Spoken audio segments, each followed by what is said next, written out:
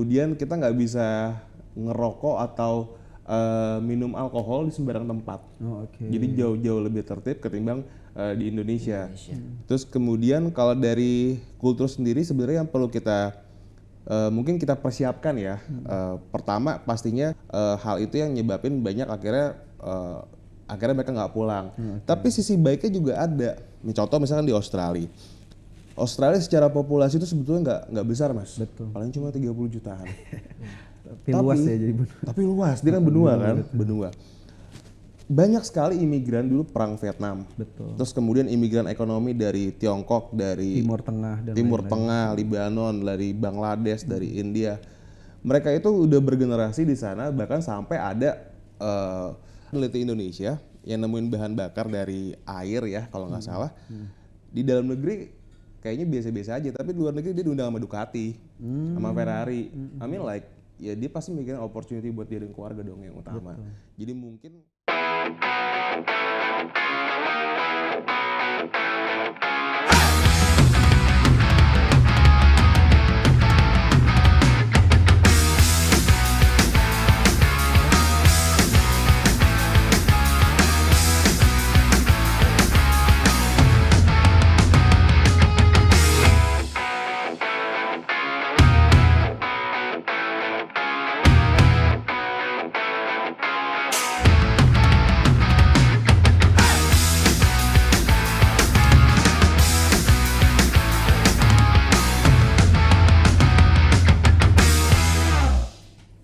jalan yang jauh, jangan lupa pulang.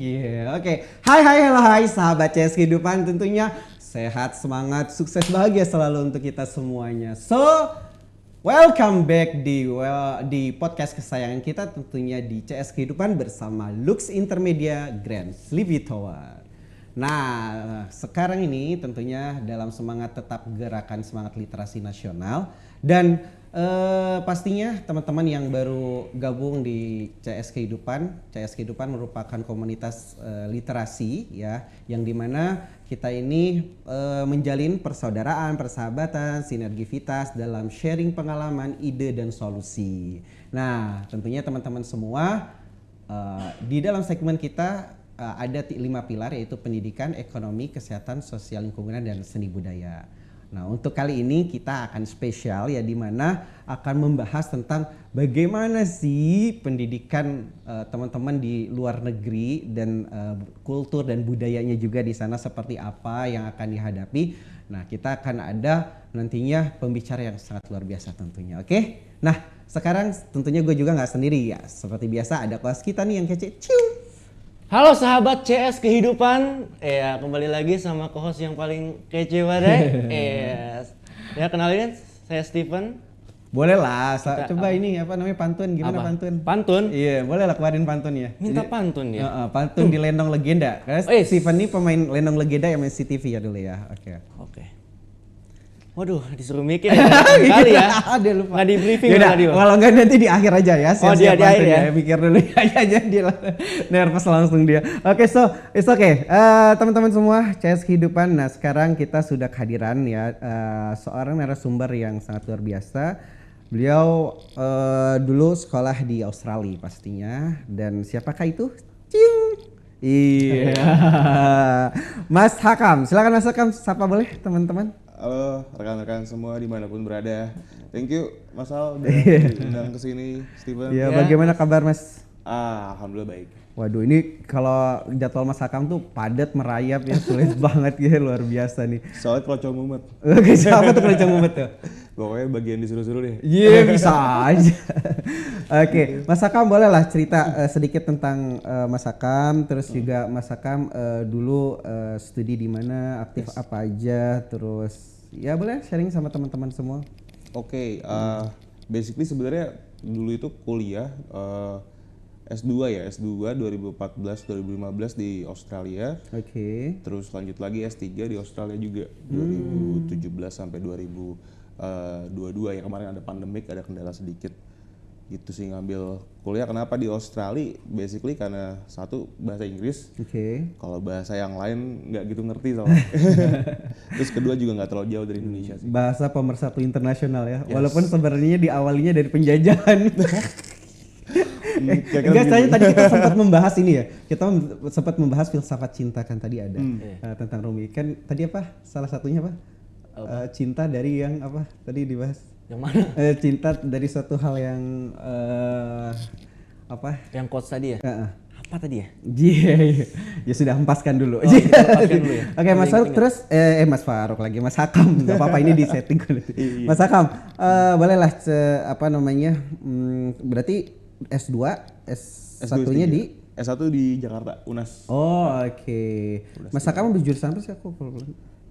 S1 Hubungan Internasional, S2 Master of International Relations, S3-nya Doctor of Philosophy, kurang lebih masih di sekitar HI juga sih, International Relations. Nah, boleh Mas Hakam kayak menceritakan, kan biasanya kalau sekolah di luar negeri itu pertama aksesnya kalau anak-anak apalagi yang baru lulus ya itu kan kesulitan, dia tuh aksesnya seperti apa sih kalau mau ke Australia misalnya, terus perbedaan antara pendidikan di dalam dan luar negeri itu bagaimana. Makanya tadi aku ngawalin dari jalan yang jauh jangan lupa pulang, itu kan lagunya Yuraynita gitu. Dalam arti Mas Hakam ini kan salah satu generasi bangsa yang walaupun udah jauh ke Australia tapi tetap balik ke Indonesia untuk berkarya dan berkontribusi di Indonesia. Seperti apa sih Mas Hakam? Oke, pertama mungkin yang generasi muda kita kurang di sini informasi ya. Informasi.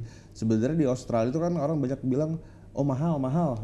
Sebenarnya yang mahal itu adalah biaya hidup, living cost-nya. Living cost. Tapi ketika kita jadi student di sana sebetulnya ada banyak banget yang namanya pekerjaan part time yang sebulan tuh bisa sampai 20-40 juta, which is more than enough dari kebutuhan living cost kita bulanan. Terus biaya sekolah kalau dikatakan mahal sebenarnya enggak juga. Udah banyak kampus-kampus di Indonesia yang jauh lebih mahal malah. Gitu. Jadi gimana cara nyari informasinya? Basically sih sebenarnya udah banyak juga sih, mungkin nggak bisa sebut merek ya, tapi banyak education consultant yang ada di Jakarta atau di kota-kota besar lain di Indonesia. Atau kalaupun rekan-rekan ada di daerah ya bisa googling dulu aja, kirim email atau telepon. Padahal tadi masuk sebelum ke studio kita juga ada ya. Itu kan di Australia, di Melbourne ya itu betul. Melbourne, iya. So Mas pilihin dong mulai dari tadi kan kita kan kadang tuh untuk keluar negeri itu sulit aksesnya ya. Terus juga maksudnya mereka belum tahu apakah LPDP kah atau mandiri kah. Nah itu seperti apa sih Mas kalau Australia sendiri? Kalau untuk Australia untuk LPDP itu sangat bagus. Kenapa? Karena banyak top universities di Australia. Jadi dia biasanya kan pakai itu QS rank sama Times Higher Education, THE. Itu kalau ngecek ranking universitas ya. Ada juga ranking jurusan. Nah, Australia itu banyak sekali kampus-kampus bagus. Nah, yang paling bagus kalau promo boleh ya? Boleh banget. Paling bagus tuh waktu saya S2, Australian National University. Nah, itu Harvardnya Australia. Sebenarnya di Melbourne University saya juga ada ada teman namanya Dr. Fitri. Dia udah asesornya profesor sih. Oke. Oh, banyak. Banyak orang Indonesia yang berkarir di sana itu banyak. Orang lokalnya juga banyak yang memang dia tertarik dengan Indonesia, disebut Indonesianis. Nah itu juga banyak juga orang-orang lokal sana kayak gitu. Terus selama Mas pendidikan di sana itu apa sih diferennya antara kan di sana itu ada yang boleh pakai skripsi, ada yang enggak ya kalau di Australia itu kan. Kalau kayak di Turki, Australia, Amerika semua kan ada yang skripsi ada yang tidak. Tapi kalau di Indonesia kan kayak aku rasa semua hampir wajib skripsi ya, mungkin kecuali yang kayak LSPR ya kalau nggak salah tuh dia ada yang nggak boleh skripsi. Gimana menurut Mas kalau di sana seperti apa sih pendidikannya? Oke, kalau pendidikan sebenarnya di Australia benar ada yang istilahnya pakai skripsi ya. Ada juga dia nggak pakai skripsi. Biasanya kalau nggak pakai skripsi namanya coursework aja. Jadi cukup dia misalkan 1 semester dia ngambil berapa SKS. Nah ketika SKS prasyarat dia lulus sudah terpenuhi maka dia bisa graduate gitu. Tapi kalau yang pakai skripsi biasanya ditulis tuh with honors gitu. Jadi dia ada poin plus lah. Tapi jujur sebetulnya nggak mempengaruhi juga ya kalau misalkan dia mau berkarir atau dia mau ke jenjang penelitian ya, naik ke jenjang S2, S3 bahkan jadi associate professor kayaknya nggak terlalu pengaruh. Cuma untuk S3 memang rata-rata ada disertasi, ada riset dan penelitiannya gitu. Oh, oke. Terus kalau dari kultur dan seni dan kulturnya itu apa sih yang dihadapi biasanya teman-teman yang di luar negeri itu? Kalau apa khususnya di Australia? Ini nih yang menarik sebenarnya yang perlu kita highlight di sini ya, Oke. Mas Al. Kultur memang orang banyak beranggapan ya Australia negara barat, oh terlalu bebas. Sebenarnya nggak juga gitu. Jujur karena aku lahir gede di Jakarta, ya kan. Dulu belum ada istilah anak jaksel, kalau sekarang ada istilah anak jaksel ya. Sebenarnya justru dipikir-pikir lebih bebas di Indonesia malah, kayak gitu. Bebasnya seperti apa sih Mas maksudnya? Kalau dari sisi kultur, pergaulan, kemudian ya pola-pola pergaulan anak mudanya lah. Kalau di sana jauh lebih tertib. Kenapa bisa bilang begini? Pertama, rokok aja kalau kita mau beli rokok itu minimal usia 21 tahun. Oh, oke. Jadi lebih tertib. Terus kemudian kita nggak bisa ngerokok atau minum alkohol di sembarang tempat. Oh, oke. Jadi jauh-jauh lebih tertib ketimbang di Indonesia. Terus kemudian kalau dari kultur sendiri sebenarnya yang perlu kita mungkin kita persiapkan ya. Pertama pastinya di situ negara yang cenderung apa ya, liberal ya, liberal. Pasti kehidupan beragamanya beda dengan di sini, gitu kan. Toleransinya sangat-sangat tinggi. Memang kalau kita bicara ada 1-2 berita ya, berita seliweran tentang rasisme atau apa ya di setiap negara itu ada. Betul. Cuman justru mereka masyarakatnya kalau saya lihat lebih disiplin, lebih toleran, budaya antri dan ada dia penerapan 3 magic words. Oh, oke. Ya kan? Maaf, tolong dan terima kasih. Wah, betul. Dan di sana orang itu nggak ngelihat dirimu tuh kerjanya jadi, kan banyak mahasiswa sana kerja jadi OB. Betul. Atau jadi cleaning service. Kalau di sana mereka respect. Iya, nggak mandang rendah ya. Nggak mandang rendah. Gitu. Jadi as long as kamu kerja, kamu nggak minta-minta, kamu nggak nyuri gitu. Ya itu ya dihargai gitu. Mas Akam udah dengerin lagu aku belum tuh? Yang mana tuh? Ya, literasi hidup judulnya. Karena kan emang belum. salah satu kenapa kita ada lagu itu tuh kan kenapa bahagialah kita istimewa dengan apa yang kita miliki, dalam arti makanya hashtagnya DCS gitu salah satunya adalah kita semua istimewa. Jadi kita pengen orang Indonesia pun bisa respect sama petani, sama nelayan, apapun dia pekerjaan itu dia istimewa semuanya. Jadi nggak merasa better than. Dan itu yang kita pengen gimana sih caranya biar budaya hal itu tuh yang justru yang bagusnya itu yang ikut di kita tuh seperti itu maksudnya. Iya. Itu tuh setuju nggak Mas Hasan kayak gitu? 1000% setuju. Sangat setuju, sangat setuju. Steven ada keinginan nggak mau ke Australia? Oh, mau ngajak nggak? Enggak. Mau kuliah di sana nggak? Boleh, ayo kalau diajak ya. Iya. Nggak, kalau Steven sendiri apa kira-kira mau ditanyain sama Kak Hakam terkait ke luar negeri, sekolah ke luar negeri. Tapi Kak Hakam udah explore ke negara mana aja nih selain Australia? Nggak banyak sih, banyak kan di Asia Pasifik, Hong Kong, Tiongkok, Jepang, selebihnya paling traveling sih. Wih, bisa traveling, nggak banyak tapi banyak ya. Iya. Waduh, kalau kita spill semua mungkin kan, oh iya kalau nggak salah kan Mas Hakam juga aktif di salah satu organisasi yang memang menaungi seluruh pelajar Indonesia ya. Nah di situ seperti apa sih kalau boleh tahu dari Mas Hakam sendiri?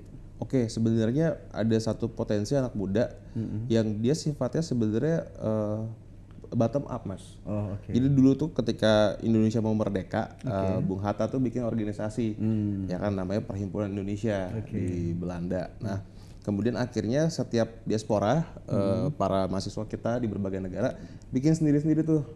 Australia bikin PP Australia, Amerika bikin Perhimpunan Mahasiswa Indonesia Australia, Permias. Terus negara-negara lain ngikut. Nah akhirnya waktu itu sekitar tahun 2000, if I'm not mistaken 2009 atau 2010, itu berhimpun lah di Australia di Sydney. Yuk kita gabung aja, bikinlah namanya PPI Dunia. Dan sampai sekarang kita punya anggota tuh 62 negara. Jadi sifatnya kayak PPI Dunia nih, terus ada PPI kawasan Timur Tengah Afrika, Amerika Oceania, sama Asia Pasifik. Australia ikut yang ini.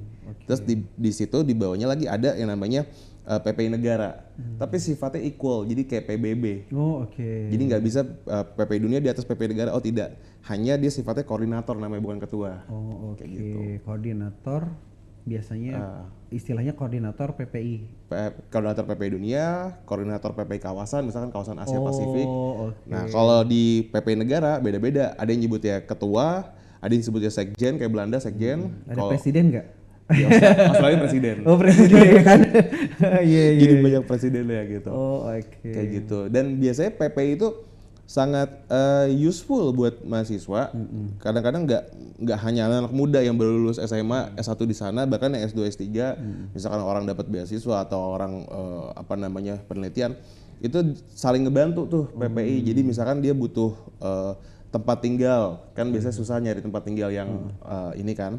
Kadang-kadang harga yang nggak cocok atau apa. Terus kemudian kalau misalkan dia ada sakit, bahkan ada yang mungkin meninggal, keluarga jauh di Indonesia, itu bisa anak PPI yang bantu. Oke. Iya jadi teman-teman nih yang mau belajar di luar negeri itu nggak perlu khawatir ya bahwa selain ada KBRI, KJRI, terus ada diaspora, ada juga teman-teman PPI itu ya. Jadi tadi kan oke Mas, biasanya kan diksi yang terjadi itu orang yang belajar di luar negeri itu pada rata-rata nggak mau balik ke Indonesia ya, tapi Mas Hakam mau balik ke Indonesia. Selain Mas Hakam dan aku pribadi, kita lagi mau mendirikan namanya IPMI ya Mas ya, Ikatan Pengusaha Milenial Indonesia, dan Mas Hakam pun sekarang memang lagi dan sudah memiliki dan terus mengembangkan bisnisnya di Indonesia.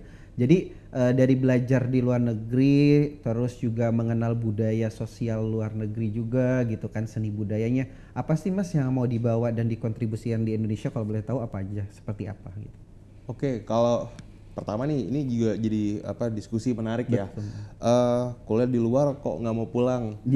Simpelnya gini, ada dua hal sebenarnya. Pertama, kalau mereka pulang, apa nggak jadi saingan sama SDM yang lulusan dalam negeri?